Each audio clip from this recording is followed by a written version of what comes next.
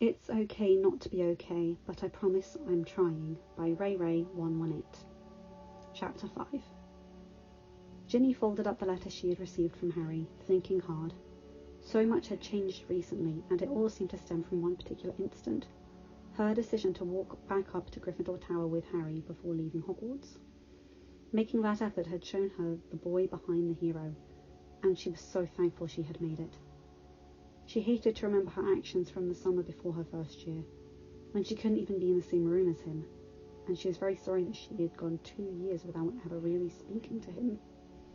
Harry was a great guy, and she felt so much sorrow for the hard life he had dealt him. Reading his latest letters sent threads of alarm and fear coursing through her. Hasn't broken anything, as all right as I can be. Those were not the words of someone enjoying their holiday. She hoped McGonagall was really working hard to help him. It sounded like he needed it. Darkness. That was the first thing Harry noticed when he came around. That didn't mean much to him, since it had been evening when he had lost consciousness. Groaning, he turned his head to the side. Harry tried to find some indicator of the time or day. Nothing was readily visible from his place on the floor. But he did notice that his door was still broken. The door was shut haphazardly, but the broken locks had splintered the frame. That would be useful, if he could manage to get himself up. He had promised Ginny that he would get out if things got worse, and this definitely counted. Harry hadn't lost consciousness in a beating since he was 9 years old, and he had forgotten how much he hated it, especially waking up and not knowing how much time he had lost. The house was silent, indicating the time would be very late evening or perhaps early morning. Harry stilled himself, taking a deep breath and holding it as he prepared to try and stand up. He made it into a sitting position, though it took a few minutes. His left wrist appeared to be at least fractured, perhaps broken. He felt like he might the snap he had heard from his collarbone. His chest was throbbing, at least one broken rib, and his head was pounding, the room going in and out of focus as he caught his breath. Harry knew he needed to leave, but he wasn't sure how he would be able to carry his trunk. Using his uninjured right arm, Harry carefully pulled himself up onto a standing position, using the bed for support. The only things he had in his room that he wanted were his wand and his arithmancy and ancient runes books. He grabbed the wand from its location under his pillow, and glanced around to find the books. They were sitting on his dresser, next to a hairpin, given to him by the Weasley twins with a wink and a grin last year, and his repaired alarm clock, showing the time to be shortly after 2 o'clock in the morning. Harry grabbed the books and the hairpin to use on the lock on the cupboard under the stairs, and as quietly as he was able, made his way out of the room. The stairs were an unpleasant experience, and he had to stop every few steps just to keep from crying out in pain. Eventually, he made his way to the ground floor and paused for a few minutes, listening for any sign that the Dursleys had awoken. The house was silent, fortunately, and Harry wasted no more time picking the lock on the cupboard that used to be his bedroom. He quietly opened his trunk and placed his books on top of the rather messy pile before closing the lid once more. He looked at Hedwig's cage for a moment, before deciding he really couldn't carry it and his trunk, considering he only had one good hand. He was just glad that she was still out hunting or delivering letters, so he didn't have to worry about freeing her from this prison as well. His trunk liberated, it was time to depart. Pulling the luggage out of the house was a nerve-wracking experience. Harry was certain that any moment Uncle Vernon would wake up and find him. No one came, however, and soon enough Harry was out of the house and making his way down Privet Drive. He wanted to get further away before calling the night bus. The slow walk gave him time to think, and it was a little hard to do so around the pain. Harry felt a strange sense of deja vu as he sensed something watching him before he reached the end of the street. He turned from one side to the other before smiling slightly as he saw a pair of eyes staring at him anxiously from a nearby hedge. He headed in that direction, and he heard a faint growl as he passed under a street light, throwing his face into sharp relief. Harry grimaced, knowing that he must look a mess. When he was in the shadows by the hedge, where he had seen the eyes, a ragged-looking man stepped out of the shrubbery. His hair was long and tangled, his grey eyes were haunted, but there was a kindness surrounding him that smoothed out any of the wildness. Sirius Black tried not to show his rage as he took in his godson's appearance. One eye was almost purple, and he wondered how the boy could even see anything. His movements had been slow, indicating more injuries under the surface. The two studied each other for a few moments before Sirius broke the silence. "Merlin, pup, you're a sight for sore eyes." Harry gave half a snort, which he aborted in the middle because he felt a stab of pain in his chest. Sirius stepped forward with concern. "What happened?" he asked gently. The responding flinch was answer enough. Sirius had remembered his own childhood with startling clarity. It really took an abused child to know an abused child. With a sigh, Sirius reached over to take Harry's trunk. "Come on," he said, deliberately not asking any more questions. He would get Harry somewhere safe and then see about getting someone to heal him. Of course, he would need to think just whom he could contact. Harry relinquished his trunk without any arguments, but seemed confused when Sirius held his other arm for Harry to take. Sirius gave him a small smile. "I'm going to apparate us somewhere safe. Then we'll see about getting you patched up." Harry nodded, exhausted, taking his godfather's arm. Sirius hesitated. "This will probably be a little uncomfortable," he admitted, peering at his godson in concern. "It won't help your injuries, but it's the fastest way of getting out of here, and it won't last long." Harry nodded again, gritting his teeth in preparation. "I'm ready," he said, clutching Sirius's arm even more tightly. Sirius nodded, took a moment to visualize his destination before he reached before the magic inside him. Turning slightly on the spot, the two disappeared from Privet Drive. Harry gasped as he felt the peculiar and painful sensation of being squeezed through a very small tube. He supposed that without the broken bones, it might not be quite as agonizing, but he still wasn't looking forward to apparating again anytime soon. When he got his breath back, Harry opened his eyes, taking in the gloomy surroundings. "Where are we?" he asked quietly, feeling as if he spoke any louder would shatter on the uncertain calm. Sirius grimaced a little. "I grew up here," he admitted. "My parents weren't the greatest, and my entire family, with a few exceptions, were dark. I found out that I inherited the Black family fortune after my parents died 5 years ago. That includes the family home. I haven't been able to spend much time cleaning it out yet, so be careful. Don't touch anything unless I tell you it's all right." Harry nodded his understanding, and the two made their way inside number 12 Grimmauld Place. Inside was just as gloomy as the outside suggested, and Harry stopped just inside the entrance, a little afraid to go any further, especially without more light. Sirius came up behind him and quietly ushered him further in. He helped his godson up the stairs and down the hallway, stopping at one door in particular. "This is the only bedroom I've cleared yet. Everything inside should be safe, so let's get you settled." Harry nodded, a little winded. It was getting harder and harder to breathe, which scared him a little. Sirius led him over to the bed, helping him sit down. He felt a little alarmed as he saw his godson holding in a wince and a brief flash of pain making its way across his face. He recognised the desire to not show weakness. He had been just the same way growing up. It had taken James and Remus to get him to open up to what his parents were doing. When he finally ran away at 16 and showed up on James's doorstep in the middle of the night, his best friend had simply taken one look at him before dragging him into the house, showing him his own already set up bedroom and basically informing him that it had been waiting for him for years. When Harry was leaning back against the pillows, Sirius had to pause to think. He had a few potions in the medicine cabinet, though they were mostly headache potions and pepper-up.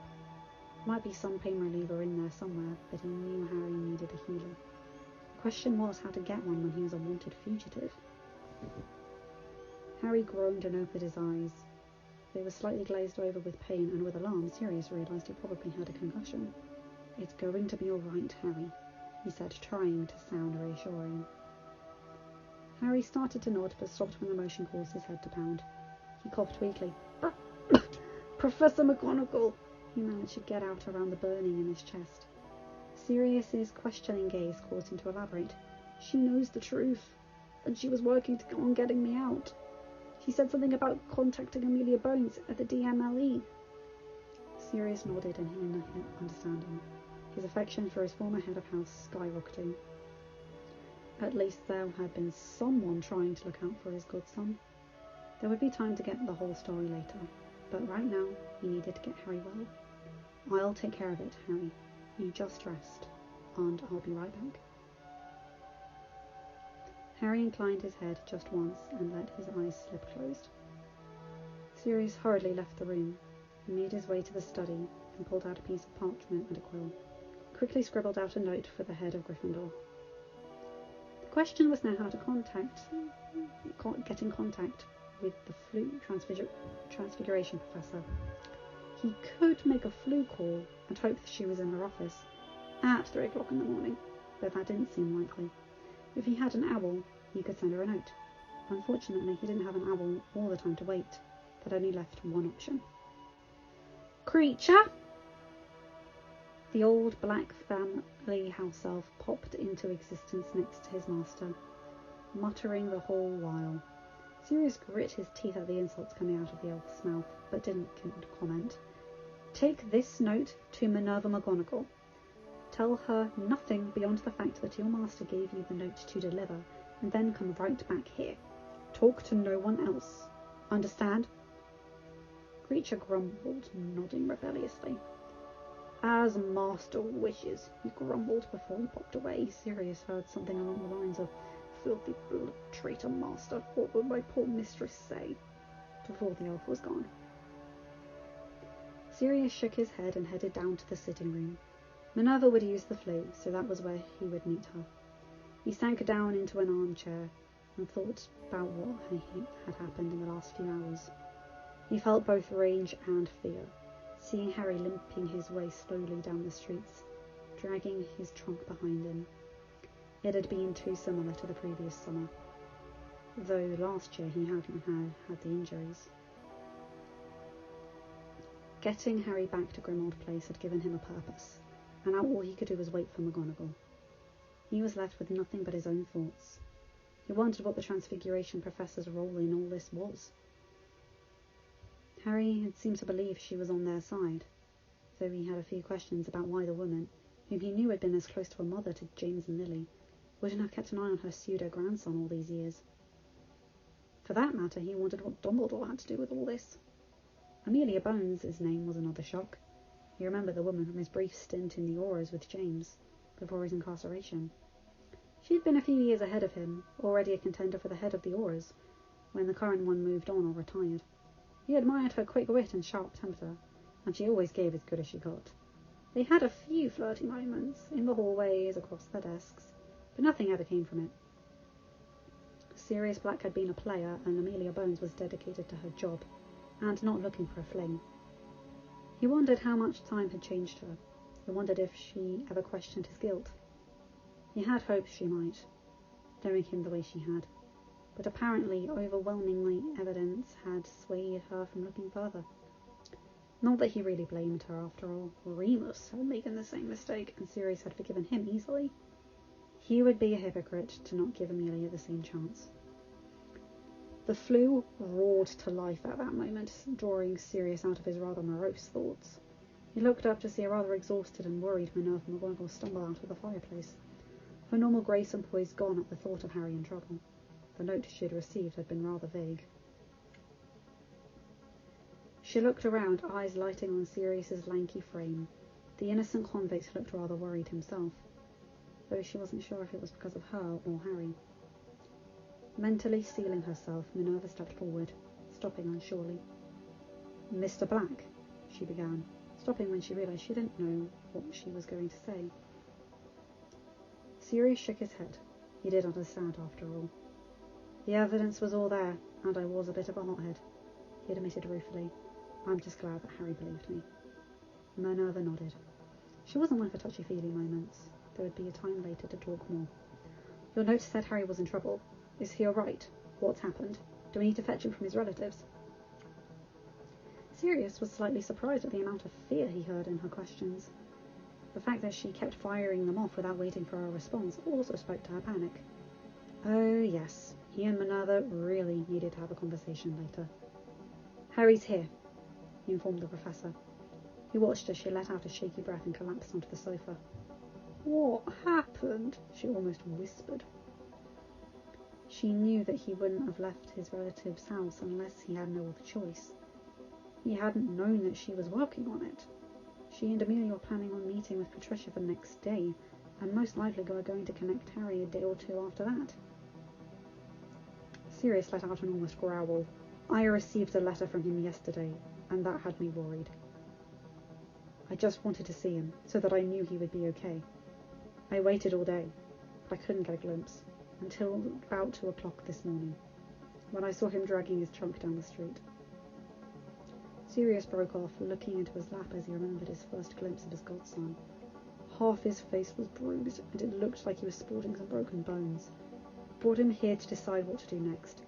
He told me to contact you. He needs a healer, Minerva. Badly. Minerva let out a muttered curse, her fear for the boy she would hopefully soon become responsible for skyrocketing. Where is he now? She asked, leaning forward. Sirius glanced towards the door. He's upstairs in one of the bathrooms, 2nd floor, 3rd door on the right. I probably shouldn't have left him alone, since I'm sure he has a concussion, but I needed to contact you so you could hopefully get a healer to patch him up. Minerva nodded in understanding. Her first instinct was to rush immediately to Harry's side to assure himself he was all right, but she knew that she had to do only what she could, and that was to get a healer to come and check his injuries. Why don't you return to Harry then, and I'll see if I can get Poppy here. Sirius agreed and left Minerva to contact the Hogwarts Medi-Witch. He only hoped that she would explain the whole situation properly before Poppy decided to curse the infamous murderer Black first and ask questions later.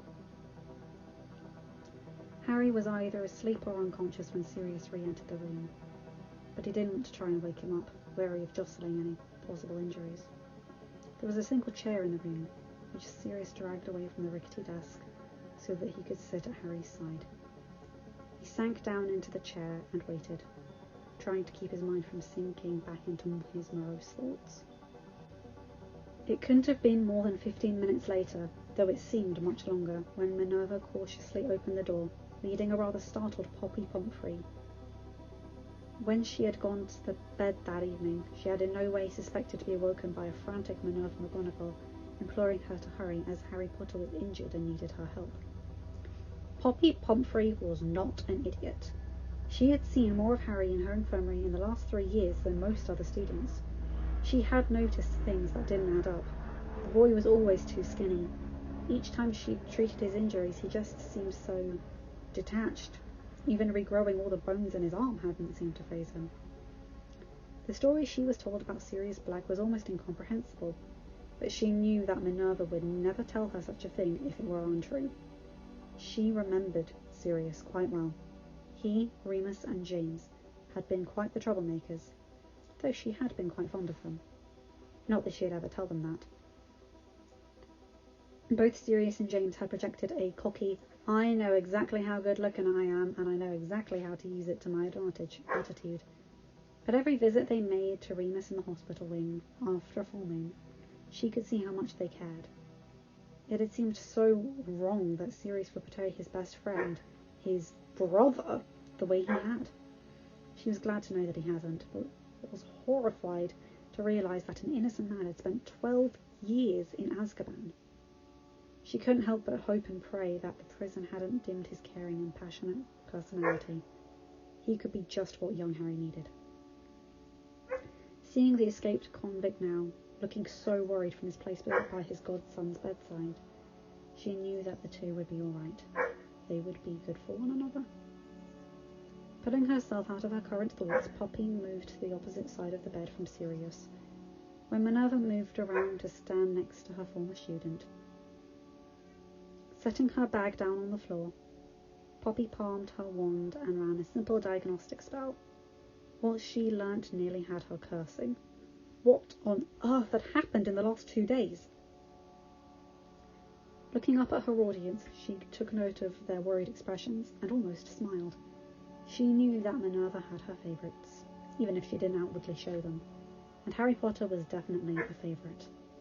She remembered a night almost 13 years ago, when the two of them had spent the evening at the Three Broomsticks, and under the influence of a few too many drinks, Minerva had told her about Albus leaving young Potter heir on the doorstep of his aunt and uncle's house in the middle of the night.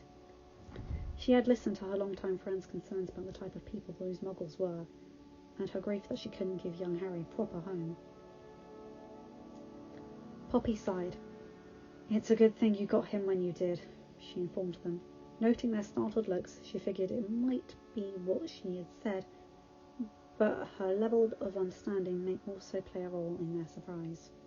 She shook her head, rummaging in her bag for a few potions as she elaborated. "I've had this boy as a patient quite often. Several things never added up.